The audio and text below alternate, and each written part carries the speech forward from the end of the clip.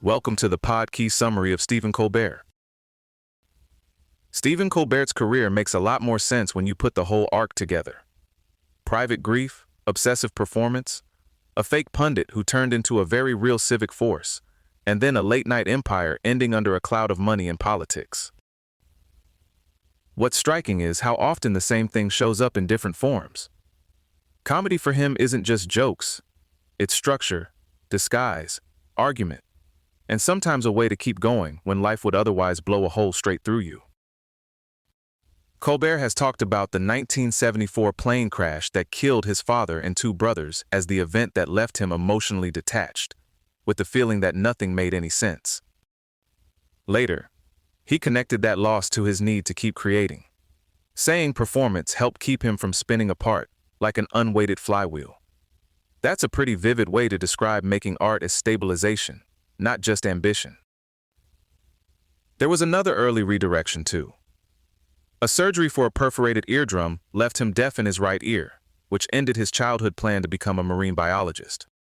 So the path bends.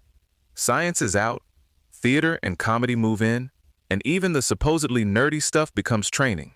Dungeons and Dragons, fantasy fiction, Tolkien, improvising characters, building worlds, committing to a bit with total seriousness, that all ends up looking like rehearsal for the Colbert we know later.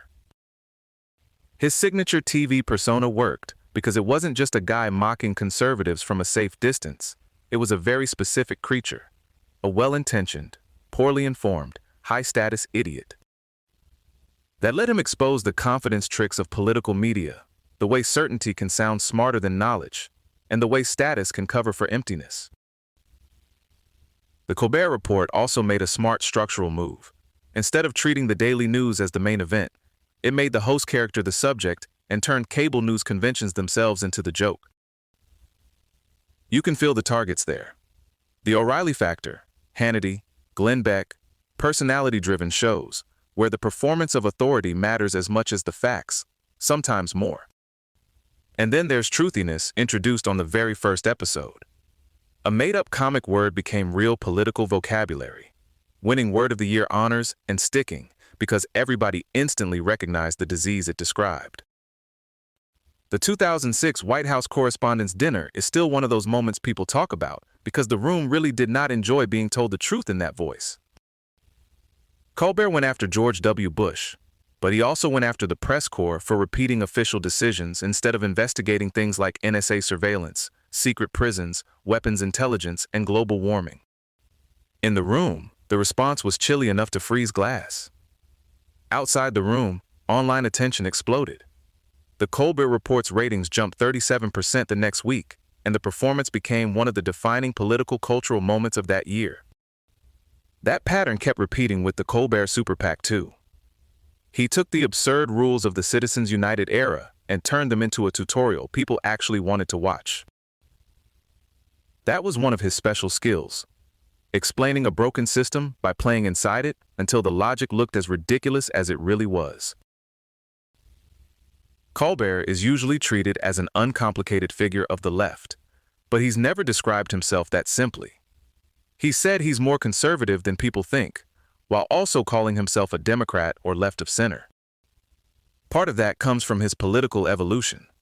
He started out enthusiastic about Ronald Reagan, then moved left after studying theater and becoming more alert to how political messaging is staged and performed. That interest in political theater also explains why he stays fascinated by someone like Richard Nixon. Colbert has pointed to Nixon's more progressive policies while also calling out Nixon's selfish evil and the prolongation of the Vietnam War.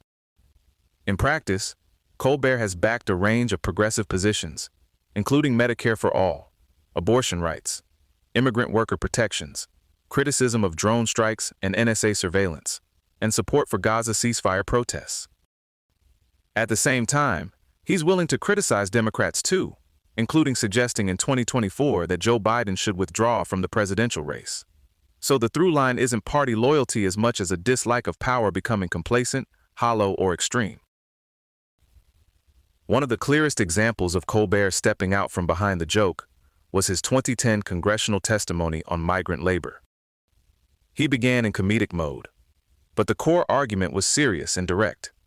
Migrant workers are among the least powerful people in the country because the United States depends on their labor while denying them rights. That set off a real argument about whether satire belongs in a congressional hearing. Representative John Conyers questioned the fit, and conservative commentators said a serious proceeding had been turned into a joke. But that tension is kind of the point with Colbert. He keeps showing up in spaces that think they're too official to be punctured. The same complexity shows up in his religious life. He returned to Catholicism after an atheist period and remains a practicing Catholic while also supporting abortion rights, women's ordination, and separation of church and state. So again, he resists the tidy labels, the devout, but not obedient in the partisan or institutional sense.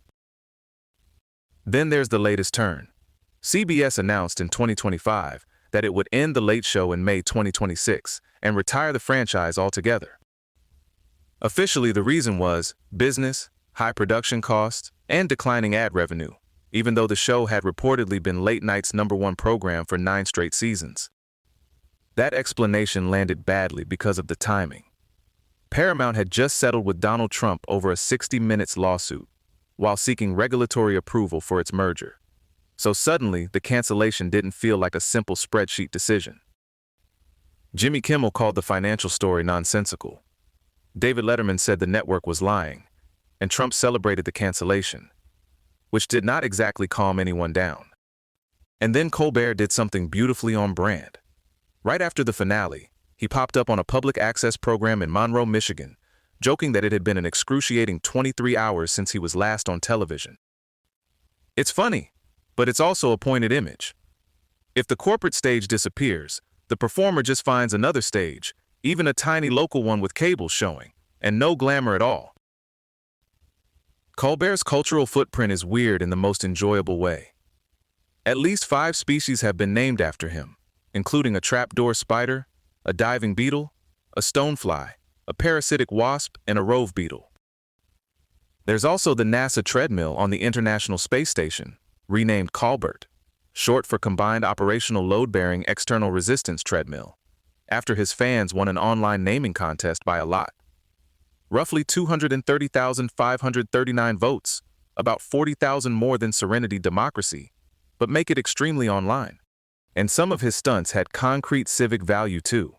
His 2007 presidential publicity campaign sent $68,000 to South Carolina classrooms, and a later Pennsylvania classroom campaign raised $185,000 for projects serving 43,000 students. That's a pretty unusual legacy. He leaves behind catchphrases and clips, sure, but also school funding, science names, and a treadmill in orbit. What holds all of this together is that Colbert never really separated performance from meaning. The character, the satire, the moral seriousness, the showbiz instincts, they all kept feeding each other. And even when the platform changes, the pattern stays the same. He makes a stage, steps onto it, and somehow turns the performance into a way of seeing more clearly. This episode was generated by Podkey. Create your own at podkey.fm.